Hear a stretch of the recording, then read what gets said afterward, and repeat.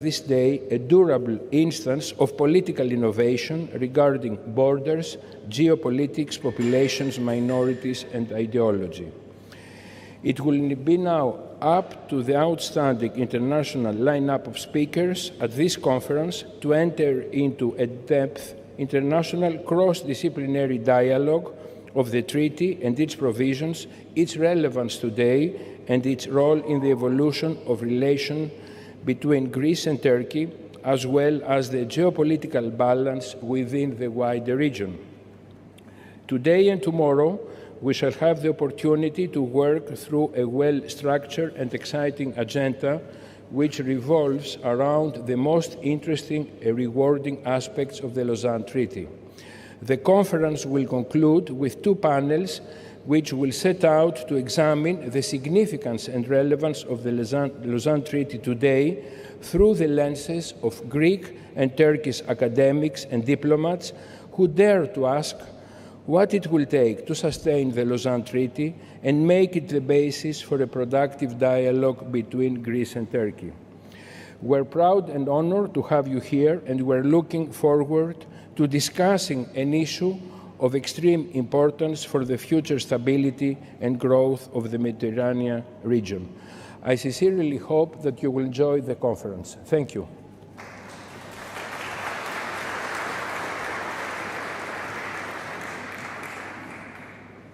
Χαιρετισμός από την αυτής εξοχότητα την Πρόεδρο της Δημοκρατίας, Katerina Sakellaropoulou. Opening address by Her Excellency, the President of the Hellenic Republic, Mrs. Katerina Sakellaropoulou. Κυρίες και κύριοι, με χαρά εγκαινιάζω σήμερα τις εργασίες του Διεθνούς Συνεδρίου για τα 100 χρόνια από τη Συνθήκη της Λοζάνης. Επιτρέψτε μου να συγχαρώ τους διοργανωτές για την ανάληψη αυτής της πολύ σημαντικής πρωτοβουλίας και την πρόσκληση τόσο διακεκριμένων ξένων και Ελλήνων ομιλητών, ανοίγοντας έτσι το δρόμο για μια γόνιμη ανταλλαγή απόψεων και έναν εις βάθος προβληματισμό σε κέρια ζητήματα που σχετίζονται με τη διεθνή αυτή συνθήκη, η οποία συνεχίζει να έχει καθοριστική σημασία για την περιοχή και τον κόσμο. Η συνθήκη της Λοζάνης είναι πράγματι μια συνθήκη ορόσημο, η οποία καθιέρωσε τα εθνικά σύνορα στη γειτονιά μας και στη Μέση Ανατολή, με στόχο την αποκατάσταση της ειρήνης μετά τον καταστροφικό Πρώτο Παγκόσμιο Πόλεμο. Η επέτειος των 100 χρόνων από την υπογραφή της συνιστά μια εξαιρετική ευκαιρία για να επιβεβαιώσουμε την ισχύ της και το σταθερό πλαίσιο που δημιούργησε, το οποίο εξακολουθεί να αποτελεί πυλώνα ειρήνης στην περιοχή. Αναμφισβήτητα, ένα από τα πιο ριζοσπαστικά στοιχεία της διάσκεψης της Λοζάνης, από την οποία προέκυψε η ομώνυμη συνθήκη, ιδίως από ανθρωπιστική άποψη, ήταν η υποχρεωτική ανταλλαγή πληθυσμών μεταξύ Ελλάδας και Τουρκίας. Πράγματι, αυτή ήταν η μοναδική ανταλλαγή αυτού του είδους στην παγκόσμια ιστορία που πραγματοποιήθηκε δυνάμει σύμβασης μεταξύ κρατών. Από την ανταλλαγή εξαιρέθηκαν οι μουσουλμάνοι της Δυτικής Θράκης και οι ελληνοορθόδοξοι χριστιανοί της Κωνσταντινούπολης, της Σύμβρου και της Τενέδου, με τη συνθήκη να ορίζει ρητά το πλαίσιο προστασίας των δικαιωμάτων των δύο μειονοτήτων. Θα ήταν παράληψη να μην αναφερθώ στην ακμάζουσα μουσουλμανική μειονότητα της Θράκης, σε λυπηρή αντίθεση με τη συνεχώς συρρικνούμενη ελληνική μειονότητα της Τουρκίας. Βέβαια, η Λοζάνη δεν διευθέτησε μόνο ζητήματα μεταξύ Ελλάδας και Τουρκίας μετά το τέλος του Ελληνοτουρκικού πολέμου, ο οποίος σηματοδότησε την καταστροφική αποχώρηση της χώρας μας από τη Μικρά Ασία και τη σκληρή μοίρα του ελληνικού πληθυσμού που διαβιούσε εκεί για αιώνες. Ως πολυμερής πράξη που υπογράφηκε από την τουρκική δημοκρατία από τη μία πλευρά και τις συμμαχικές δυνάμεις από την άλλη, η συνθήκη είχε ευρύτερη γεωπολιτική σημασία, καθώς καθόρισε και συνεχίζει να καθορίζει τα σύνορα της Τουρκίας με τους γείτονές της, από το νοτιοανατολικό άκρο της Ευρωπαϊκής Ηπείρου έως τις βορειοδυτικές παρυφές της Μέσης Ανατολής. Λίγες διεθνείς συνθήκες έχουν επιδείξει τόση ανθεκτικότητα όσο η Λοζάνη. Τα κράτη που την υπέγραψαν, συνάπτοντας μια συνθήκη για τον καθορισμό των συνόρων και της εδαφικής κυριαρχίας, επεδίωξαν να επιτύχουν σταθερότητα και οριστικότητα. Οποιαδήποτε προσπάθεια ανατροπής της θα υπονόμευε αναπόφευκτα την ειρήνη και την ισορροπία που έχει παραμείνει αμετάβλητη επί έναν αιώνα. Εξάλλου, σύμφωνα με θεμελιώδεις αρχές του διεθνούς δικαίου, Οι συνθήκες που καθορίζουν τα σύνορα δεν μπορούν να λήξουν και δεν λήγουν. Ούτε μπορούν να αναθεωρηθούν μονομερώς από ένα συμβαλόμενο μέρος, χωρίς τη συνένεση των άλλων. Δράτω με τις ευκαιρίες να επισημάνω ότι η οριστική εδαφική διευθέτηση αποτελεί τον ίδιο τον ακρογωνιαίο λίθο της συνθήκης. Μόνο πάνω σε ένα τέτοιο στέρεο θεμέλιο μπορεί να διατηρηθεί η φιλία μεταξύ των λαών και η ειρηνική συνύπαρξη των κρατών. Καθώς ο αναθεωρητισμός, ο εθνικισμός και η παράνομη επιθετικότητα κάνουν τη δυσίωνη εμφάνισή τους για μια ακόμη φορά στην Ήπειρό μας, παραμένω βέβαιη ότι αυτή η διάσκεψη θα φωτίσει την κληρονομιά της Λοζάνης ως προτύπου για την οικοδόμηση της ειρήνης, που μπορεί επίσης να εμπνεύσει εμάς και τους άλλους στο μέλλον. Εύχομαι κάθε επιτυχία στις εργασίες του συνεδρίου. Ευχαριστώ.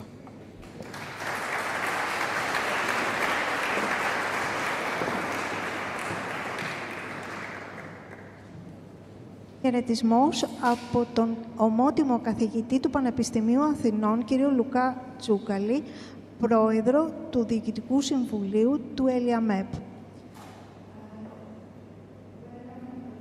By the Professor Loukas Tsoukalis, National and Kapodistrian University of Athens, President of the Board of ELIAMEP.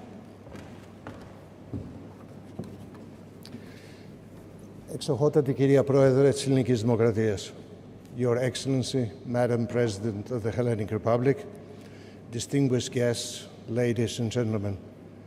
This year, as we all know, marks the 100th anniversary of the Treaty of Lausanne. The Hellenic Foundation for European and Foreign Policy, better known by its acronym ELIAMEP, has joined forces with the National and Kapodistrian University of Athens to organize this conference, and I'm delighted we have done so. The conference brings together prominent speakers from Greece and Turkey, other countries as well, who will engage in a dialogue, take stock of the legacy of the treaty, and hopefully also draw lessons for the future. The Treaty of Lausanne was first and foremost a peace treaty that followed a world war.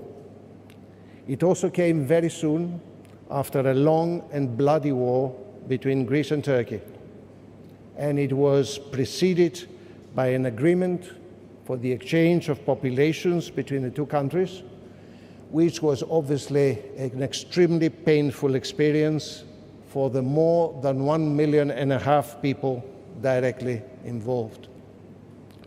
The treaty established borders and laid the foundations for peaceful coexistence between our two countries. No small achievement, given our turbulent and partially shared history.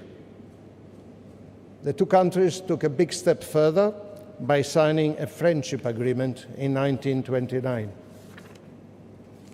Later, Greece and Turkey found themselves on the same side of the new fence created by the Cold War. Being on the same side of a much bigger fence surely helped our bilateral relation. Both countries became members of the Atlantic Alliance, and both shared the same European aspiration. Yet, this was not meant to last forever. While Greece became a member of the European Community, as it was called then, in 1981, and now a member of the European Union of 27, Turkey has been a candidate for membership since 1999, with little progress in its accession negotiations.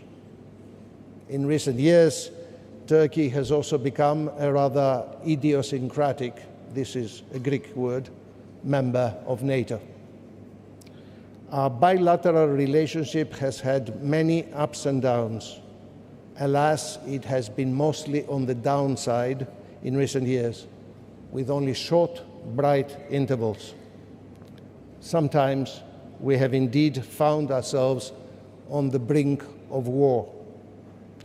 To jaw is always better than to war. This is an old saying known to people who study international relations.